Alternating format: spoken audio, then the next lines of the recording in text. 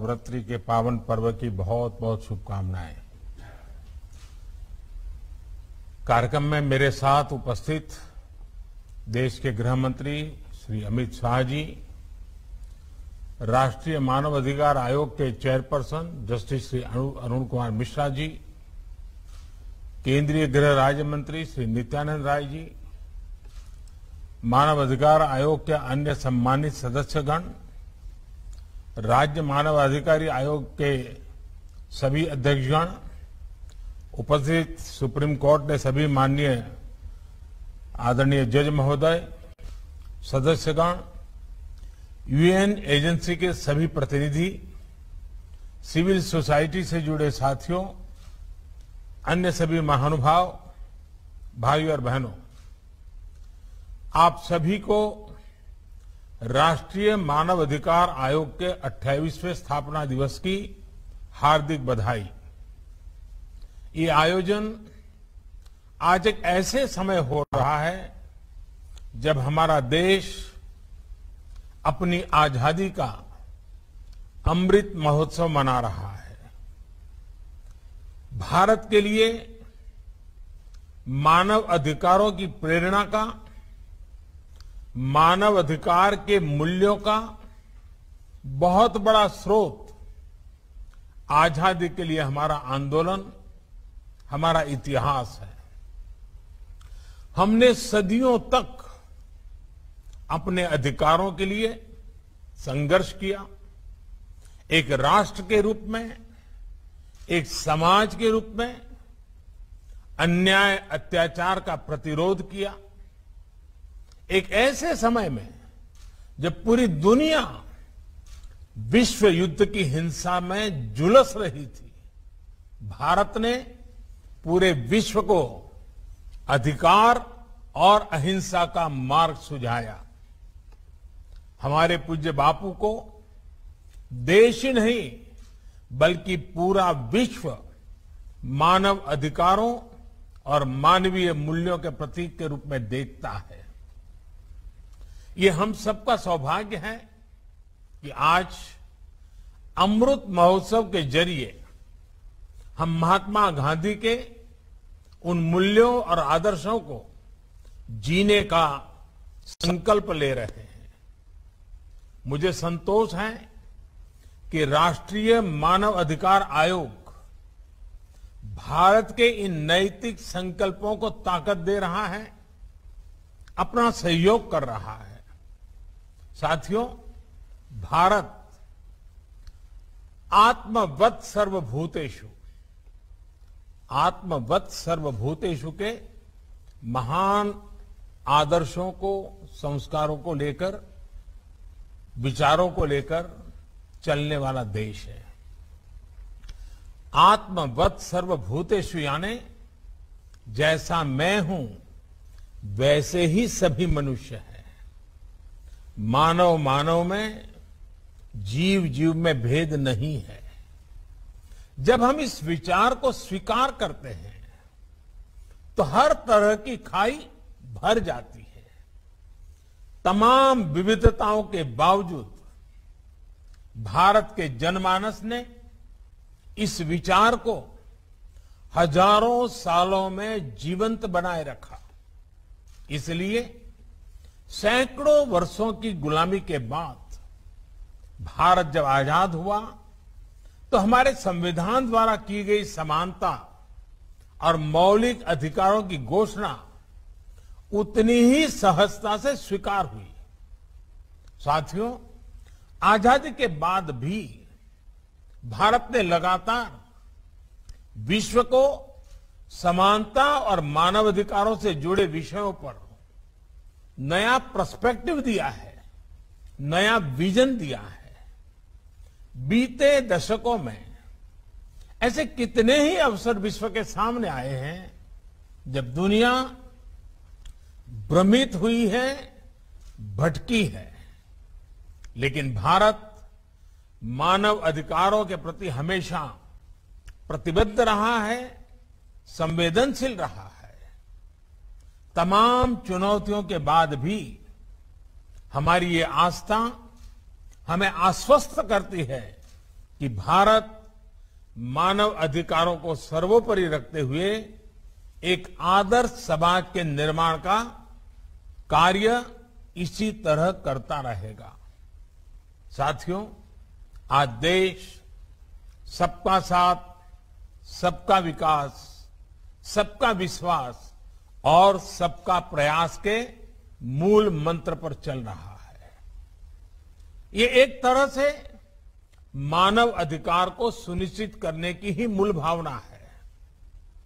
अगर सरकार कोई योजना शुरू करे और उसका लाभ कुछ को मिले, कुछ को ना मिले, तो अधिकार का विषय खड़ा होगा ही। और इसलिए हम हर योजना का लाभ सभी तक पहुंचे, इस लक्ष्य को लेकर चल रहे हैं। जब भेदभाव नहीं होता, जब पक्षपात नहीं होता, पारदर्शिता के साथ काम होता है, तो सामान्य मानवीय के अधिकार भी सुनिश्चित होते हैं। इस 15 अगस्त को देश से बात करते हुए मैंने इस बात पर बल दिया है कि अब हमें मूलभूत सुविधाओं को 100% सैचुरेशन तक लेकर जाना है। ये 100% सैचुरेशन का अभियान समाज की आखिरी पंक्ति में, जिसका अभी हमारे अरुण मिश्रा जी ने उल्लेख किया, आखिरी पंक्ति में खड़े उस व्यक्ति के अधिकारों को सुनिश्चित करने के लिए जिसे पता तक नहीं है कि ये उसका अधिकार है, वो कहीं शिकायत करने नहीं जाता, किसी आयोग में नहीं जाता। अब सरकार गरीब के घर जाकर गरीब को सुविधाओं से जोड़ रही है। साथियों, जब देश का एक बड़ा वर्ग अपनी आवश्यकताओं को पूरा करने में ही संघर्षरत रहेगा, तो उसके पास अपने अधिकारों और अपनी आकांक्षाओं के लिए कुछ करने का ना तो समय बचेगा, ना ऊर्जा और ना ही इच्छा शक्ति। और हम सब जानते हैं, गरीब की जिंदगी में हम अगर बारीकी से देखें तो जरूरत ही उसकी जिंदगी होती है, और जरूरत की पूर्ति के लिए वो अपना जीवन का पल पल, शरीर का कण कण खपाता रहता है। और जब जरूरतें पूरी ना हो तब तक तो उसको ये अधिकार के विषय तक वो पहुंच ही नहीं पाता है। जब गरीब अपनी मूलभूत सुविधाओं, और जिसका भी अमित भाई ने बड़े विस्तार से वर्णन किया, जैसे शौचालय, बिजली, स्वास्थ्य की चिंता, इलाज की चिंता, इन सब से जूझ रहा हो और कोई उसके सामने जाकर उसके अधिकारों की लिस्ट गिनाने लगे, तो गरीब सबसे पहले यही पूछेगा कि क्या ये अधिकार उसकी आवश्यकताएं पूरी कर पाएंगे। कागज में दर्ज अधिकारों को गरीब तक पहुंचाने के लिए पहले उसकी आवश्यकता की पूर्ति किया जाना बहुत जरूरी है। जब आवश्यकताएं पूरी होने लगती हैं, तो गरीब अपनी ऊर्जा अधिकारों की तरफ लगा सकता है, अपने अधिकार मांग सकता है। और हम सब इस बात से भी परिचित हैं कि जब आवश्यकता पूरी होती है, अधिकारों के प्रति सतर्कता आती है, तो फिर आकांक्षाएं भी उतनी ही तेजी से बढ़ती है। ये आकांक्षाएं जितनी प्रबल होती है, उतना ही गरीब को गरीबी से बाहर निकलने की ताकत मिलती है। गरीबी के दुष्चक्र से बाहर निकलकर वो अपने सपने पूरे करने की ओर बढ़ चलता है। इसलिए जब गरीब के घर शौचालय बनता है, उसके घर बिजली पहुंचती है, उसे गैस कनेक्शन मिलता है, तो ये सिर्फ एक योजना का उस तक पहुंचना ही नहीं होता। ये योजनाएं उसकी आवश्यकता पूरी कर रही हैं, उसे अपने अधिकारों के प्रति जागरूक कर रही हैं, उसमें आकांक्षा जगा रही है। साथियों, गरीब को मिलने वाली ये सुविधाएं उसके जीवन में डिग्निटी ला रही है, उसकी गरिमा बढ़ा रही है। जो गरीब कभी शौच के लिए खुले में जाने को मजबूर था, अब गरीब को जब शौचालय मिलता है तो उसे डिग्निटी भी मिलती है। जो गरीब कभी बैंक के भीतर जाने की हिम्मत नहीं जुटा पाता था, उस गरीब का जब जनधन अकाउंट खुलता है तो उसमें हौसला आता है, उसकी डिग्निटी बढ़ती है। जो गरीब कभी डेबिट कार्ड के बारे में सोच भी नहीं पाता था, उस गरीब को जब रुपे कार्ड मिलता है, जेब में जब रुपे कार्ड होता है तो उसकी डिग्निटी बढ़ती है। जो गरीब कभी गैस कनेक्शन के लिए सिफारिशों पर आश्रित था, उसे जब घर बैठे उज्ज्वला कनेक्शन मिलता है तो उसकी डिग्निटी बढ़ती है। जिन महिलाओं को पीढ़ी दर पीढ़ी प्रॉपर्टी पर मालिकाना हक नहीं मिलता था, जब सरकारी आवास योजना का घर उनके नाम पर होता है तो उन माताओं बहनों की डिग्निटी बढ़ती है। साथियों, बीते वर्षों में देश ने अलग अलग वर्गों में अलग अलग स्तर पर हो रहे इनजस्टिस को भी दूर करने का प्रयास किया है। दशकों से मुस्लिम महिलाएं 3 तलाक के खिलाफ कानून की मांग कर रही थी। हमने ट्रिपल तलाक के खिलाफ कानून बनाकर मुस्लिम महिलाओं को नया अधिकार दिया है। मुस्लिम महिलाओं को हज के दौरान महरम की बाध्यता से मुक्त करने का काम भी हमारी ही सरकार ने किया है। साथियों, भारत की नारी शक्ति के सामने आजादी के इतने दशकों बाद भी अनेक रुकावटें बनी हुई थी। बहुत से सेक्टर्स में उनकी एंट्री पर पाबंदी थी। महिलाओं के साथ इनजस्टिस हो रहा था। आज महिलाओं के लिए काम के अनेक सेक्टर्स को खोला गया है। वो 24 घंटे सुरक्षा के साथ काम कर सके, इसे सुनिश्चित किया जा रहा है। दुनिया के बड़े बड़े देश ऐसा नहीं कर पा रहे हैं, लेकिन भारत आज करियर वुमेन को 26 हफ्ते की पेड मैटरनिटी लीव दे रहा है। साथियों, जब उस महिला को 26 सप्ताह की छुट्टी मिलती है ना, वो एक प्रकार से वो नवजात बच्चे के अधिकार की रक्षा करता है। उसका अधिकार है उसकी मां के साथ जिंदगी बिताने का, वो अधिकार उसको मिलता है। शायद अभी तक तो हमारे कानून की किताबों में सारे उल्लेख नहीं आए होंगे। साथियों, बेटियों की सुरक्षा से जुड़े भी अनेक कानूनी कदम बीते सालों में उठाए गए हैं। देश के 700 से अधिक जिलों में वन स्टॉप सेंटर्स चल रहे हैं, जहां एक ही जगह पर महिलाओं को मेडिकल सहायता, पुलिस सुरक्षा, साइको सोशल काउंसलिंग, कानूनी मदद और अस्थायी आश्रय दिया जाता है। महिलाओं के साथ होने वाले अपराधों की जल्द से जल्द सुनवाई हो, इसके लिए देश भर में 650 से ज्यादा फास्ट ट्रैक कोर्ट्स बनाई गई है। रेप जैसे जघन्य अपराध के लिए मौत की सजा का प्रावधान भी किया गया है। Medical termination of pregnancy act, इसमें संशोधन करके महिलाओं को एबॉर्शन से जुड़ी स्वतंत्रता दी गई है। सुरक्षित और कानूनी एबॉर्शन का रास्ता मिलने से महिलाओं के जीवन पर संकट भी कम हुआ है और प्रताड़ना से भी मुक्ति मिली है।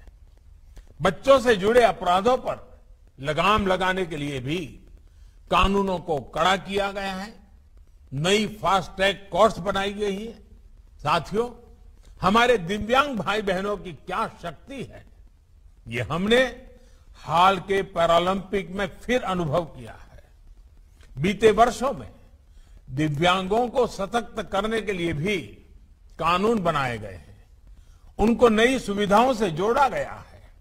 देश भर में हजारों भवनों को सार्वजनिक बसों को, रेलवे को दिव्यांगों के लिए सुगम हो। लगभग 700 वेबसाइट्स को दिव्यांगों के अनुकूल तैयार करना हो। दिव्यांगों की सुविधा के लिए विशेष सिक्के जारी करना हो। करेंसी नोट भी, आपको शायद कई लोगों को मालूम नहीं होगा, अब जो हमारी नई करेंसी है उसमें दिव्यांग यानी जो प्रज्ञाचक्षु हमारे भाई बहन हैं वे उसको स्पर्श करके ये करेंसी नोट कितनी कीमत की है वो तय कर सकते हैं। ये व्यवस्था की गई है। शिक्षा से लेकर स्किल्स से लेकर अनेक संस्थान और विशेष पाठ्यक्रम बनाना हो, इस पर बीते वर्षों में बहुत जोर दिया गया है।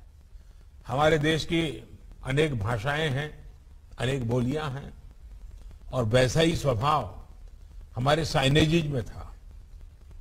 मूक बधिर हमारे दिव्यांगजन जो है, अगर वो गुजरात में जो साइनेजेज देखता है, महाराष्ट्र में अलग, गोवा में अलग, तमिलनाडु में अलग। भारत ने इस समस्या का समाधान करने के लिए पूरे देश के लिए एक साइनेजेज की व्यवस्था की, कानूनन की और उसकी प्रेरित ट्रेनिंग का। ये उनके अधिकारों की चिंता और एक संवेदनशील अभिगम का परिणाम है। हाल ही में ही देश की पहली साइन लैंग्वेज डिक्शनरी और ऑडियो बुक की सुविधा देश के लाखों दिव्यांग बच्चों को दी गई है, जिससे वे ई लर्निंग से जुड़ सके। इस बार जो नई नेशनल एजुकेशन पॉलिसी आई है उसमें भी इस बात को विशेष रूप से ध्यान रखा गया है। इसी तरह ट्रांसजेंडर व्यक्तियों को भी बेहतर सुविधाएं और समान अवसर देने के लिए transgender persons protection of rights कानून बनाया गया है। गुमंतु और अर्ध गुमंतु समुदायों के लिए भी डेवलपमेंट एंड वेलफेयर बोर्ड की स्थापना की गई है। लोक अदालतों के माध्यम से लाखों पुराने केसेस का निपटारा होने से अदालतों का बोझ भी कम हुआ है और देशवासियों की भी बहुत मदद मिली है। ये सारे प्रयास समाज में हो रहे इनजस्टिस को दूर करने में बड़ी भूमिका निभा रहे हैं। साथियों, हमारे देश ने कोरोना की इतनी बड़ी महामारी का सामना किया, सदी की इतनी बड़ी आपदा जिसके आगे दुनिया के बड़े बड़े देश भी डगमगा गए। पहले की महामारियों का अनुभव है कि जब इतनी बड़ी आबादी त्रासदी आती है, इतनी बड़ी आबादी हो, तो उसके साथ समाज में अस्थिरता भी जन्म लेती है। लेकिन देश के सामान्य मानवीय के अधिकारों के लिए भारत ने जो गया, उसने तमाम आशंकाओं को गलत साबित कर दिया। ऐसे कठिन समय में भी भारत ने इस बात का प्रयास किया कि एक भी गरीब को भूखा नहीं रहना पड़े।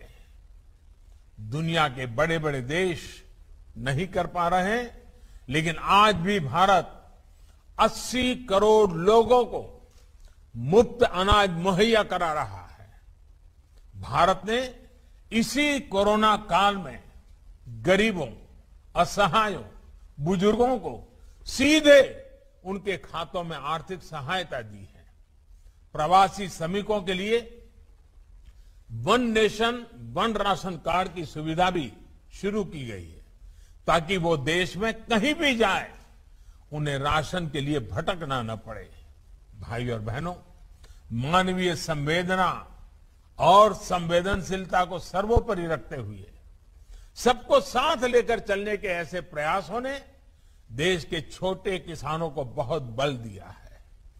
आज देश के किसान किसी तीसरे से कर्ज लेने के लिए मजबूर नहीं है। उनके पास किसान सम्मान निधि की ताकत है, फसल बीमा योजना है, उन्हें बाजार से जोड़ने वाली नीतियां हैं। इसका परिणाम यह है कि संकट के समय भी देश के किसान रिकॉर्ड फसल उत्पादन कर रहे हैं। जम्मू कश्मीर और नॉर्थ ईस्ट का उदाहरण भी हमारे सामने है। इन क्षेत्रों में आज विकास पहुंच रहा है। यहां के लोगों का जीवन स्तर बेहतर बनाने का गंभीरता से प्रयास हो रहा है। ये प्रयास मानव अधिकारों को भी उतना ही सशक्त कर रहे हैं।